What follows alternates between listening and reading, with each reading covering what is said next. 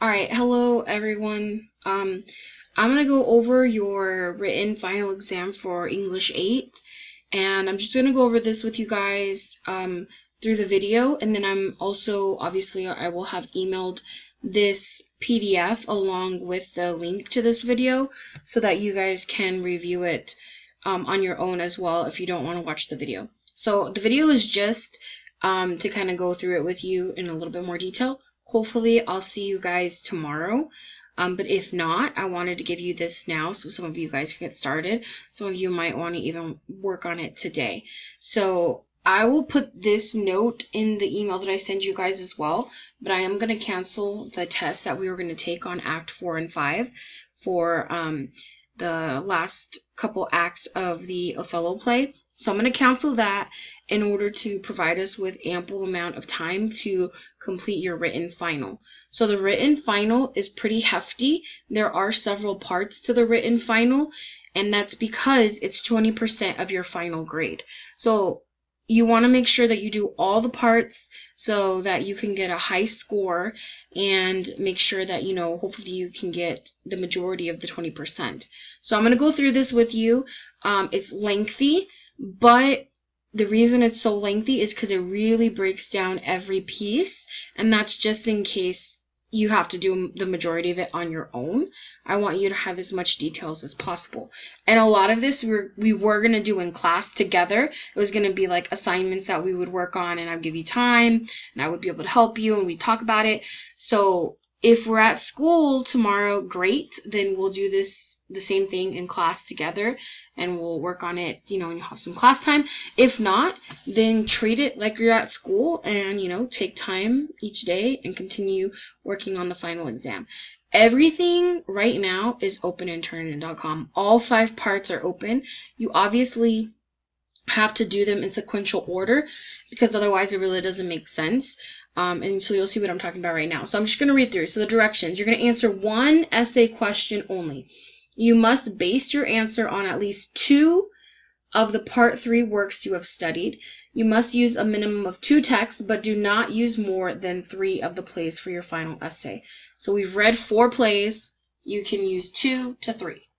Your final essay should be 4 to 5 pages in length. It's typed MLA format, and you're going to turn it in Turnitin.com. Please go through the final exam packet, which is what I'm going through with you right now, and complete all parts of the exam, parts 1 through 5, in order to receive the highest grade possible on your exam. Your exam is 20% of your final grade for English 8. So I listed for you here the 3 works that we studied. So obviously we studied The Crucible. That was the first work we studied in quarter 1. Then we looked at The Broken Calabash. That's the second piece we studied. Then we did Blood Relations. And then we did Othello, which is what we just finished up last week. So these are all the prompts that you have available to you. And you're going to be super overwhelmed, like, wow, there are so many choices.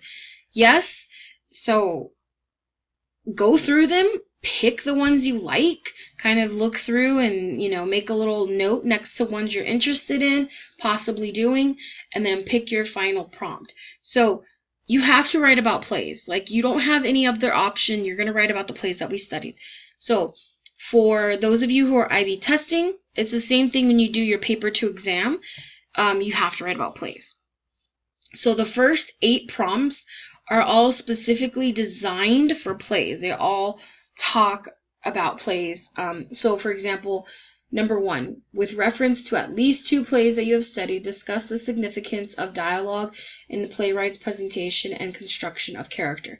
So how does the things that the characters say, the dialogue, help to present things about their character, their personality, the choices that they make, who they are, how they develop.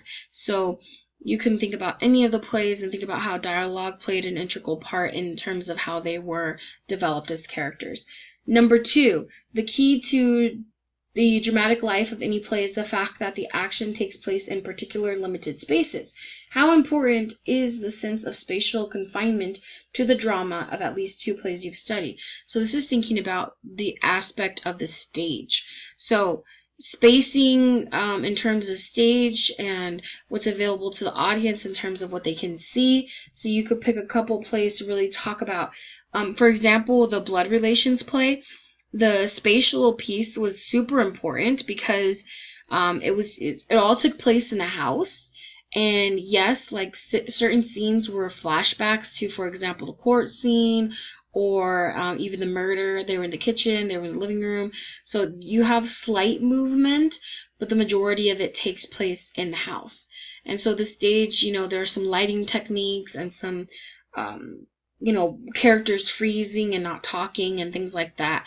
So there are some minor things like that that happen throughout to kind of intensify, or not intensify, but to make the actual play kind of function on the stage. So there are things like that. And then I'm not going to read through all the questions, but maybe I'll make a separate video where I break down some of the prompts, or break down a few prompts if that's something maybe you guys are interested in. So especially if I'm not going to see you guys, I don't know when I'm going to get to see you guys, but especially if I'm not going to see you guys, I'll make a couple more videos that break down a few of the prompts. So these are all drama prompts, okay? And then if you scroll down to the second page, these are all prompts about literature in general. You still have to use the plays to answer these, but they're more broad prompts. So I'm going to just pick one to read to you. For example, number 4. A writer is always being asked, for whom do you write? Discuss the author's sense of his or her audience in at least 2 of the works that you have studied. So this is another interesting prompt, in the sense that I think the plays that we have read really have different audiences. So I think this is a good one. For example, if you wanted to write about The Crucible, you could really talk about how a lot of that play was geared towards, you know, Miller making the commentary on what was happening socially at the time with communism. And for example, in The Broken Calabash, I think her audience is really people who are maybe struggling with family traditions and modernism and kind of making that change, or even trying to inform the audience of, you know, some of the difficulties of assimilating or having another culture infiltrate your own culture, and kind of the struggle that a person might face when trying to determine, you know, who they want to be, or how they want to develop as a person, or what pieces of their past do they bring into their present and their new life as they try to transform and modernize. So I think you have a lot of interesting topics and concepts. So you could easily, you know, do prompt number 4. You could even do that prompt with Othello and blood relations. There are some, you know, things that you could discuss as well in terms of audience and, you know, perspective and point of view, etc. So I'm not going to go through all of these, but you have 16 prompts here as well that you can read through and pick. So obviously there are so many prompts. There are 24, I believe, 24 prompts available for you guys to pick from. So pick the one that works for you. I honestly suggest you pick something that you easily can, you know, quickly think of something to write about. Not necessarily like something so easy that you run out of stuff to talk about, because you do have to write for 4 to 5 pages, but definitely pick something where you understand it and you feel like you have a lot of ideas and a lot of details and direction in terms of what you could incorporate into the paper. And some people might be like, oh, I'm just going to pick 2 plays. That's all I'm going to do because that's the minimum.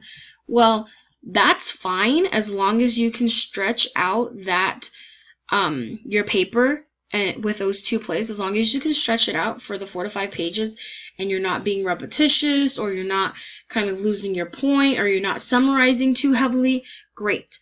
But if you're noticing that you're like, wow, you know what, my paper, I feel like I'm, you know, close to wrapping up and I only have 3 pages, perhaps you want to utilize another play to really amp it up and go into more details or provide additional examples for whatever prompt you're trying to answer.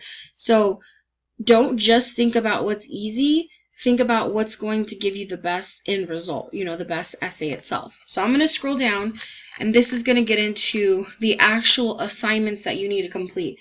So, directions. Complete notes for each of the plays. Please type up your responses. You should have between 2 to 3 pages of notes in MLA format. You'll submit them via Turnitin.com. So, for each of the plays, you're going to do the following 6 tasks.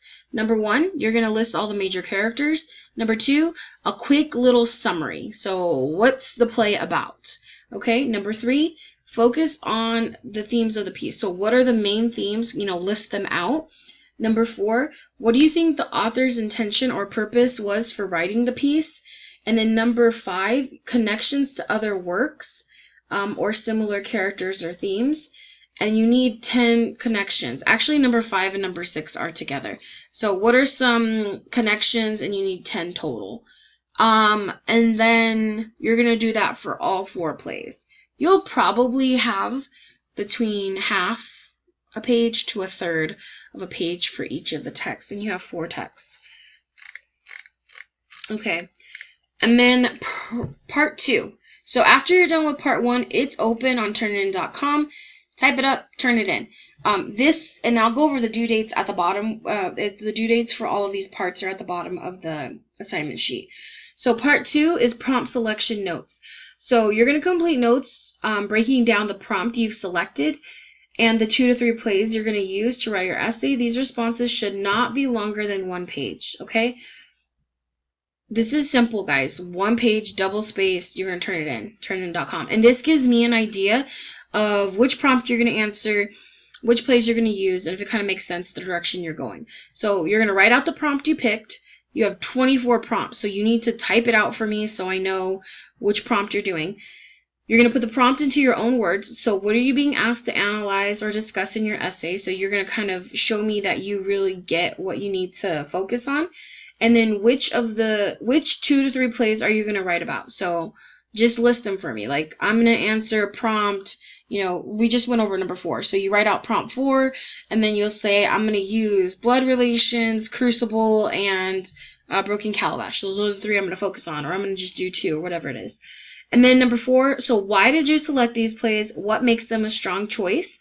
And you're going to think about how do they connect to your prompt. Okay?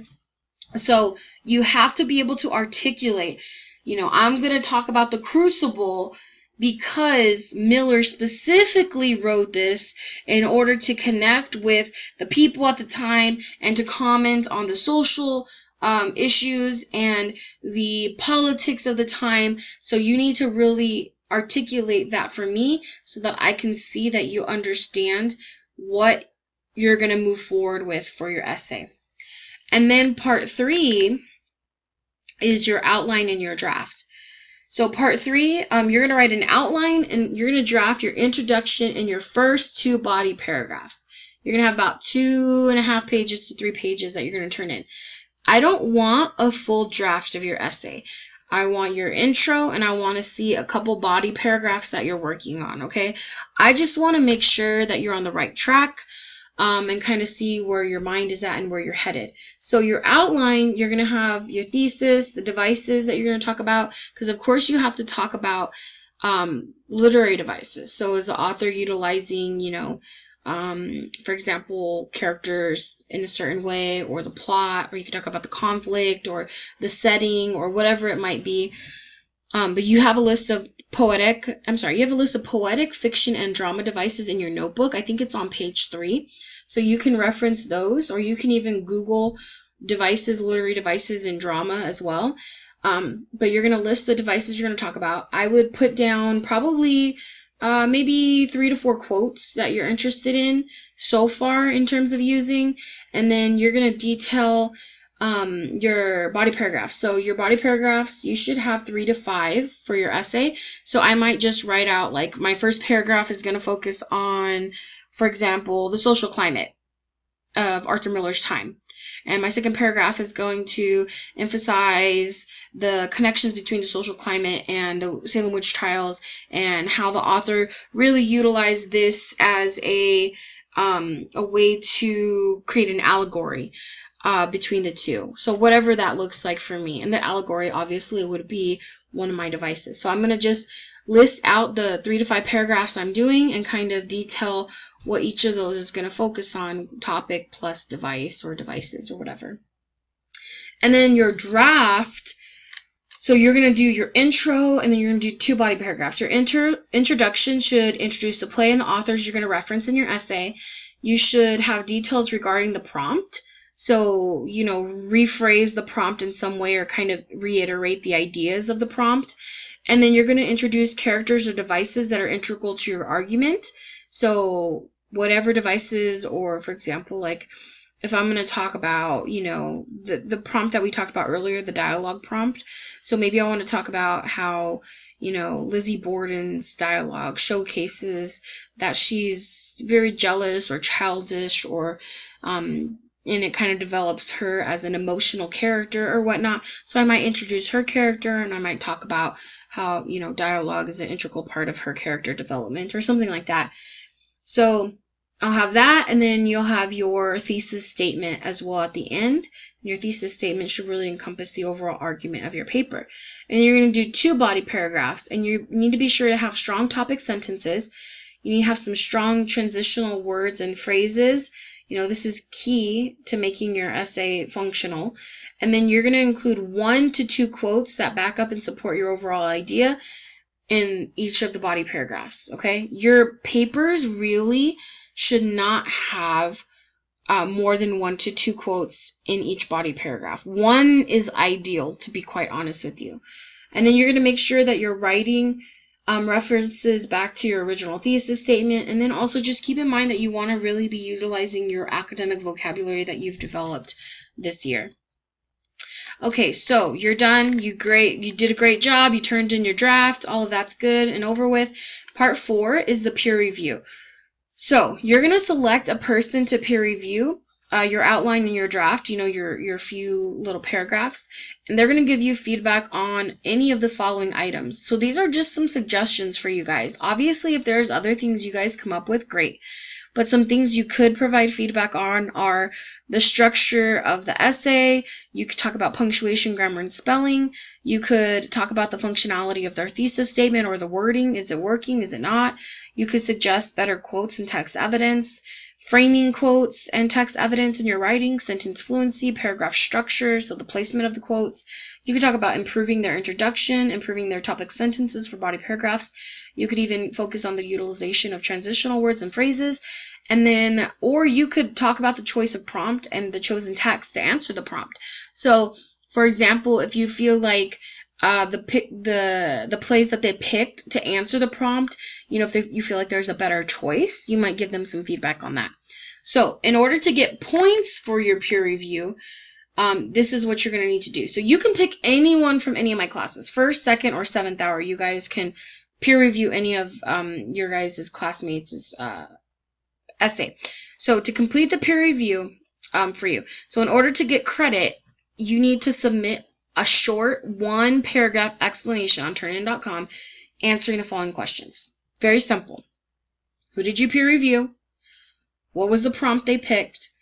What plays are they writing about? What's the main argument that they're making? 2 suggestions that you gave them, and 1 thing they did well. Okay, so you're going to answer those, very short paragraph, you know, maybe a half a page to a page in length, and then you'll get your points for completing the peer review. And then the final part 5 is just your essay. There's nothing specific extra you're doing.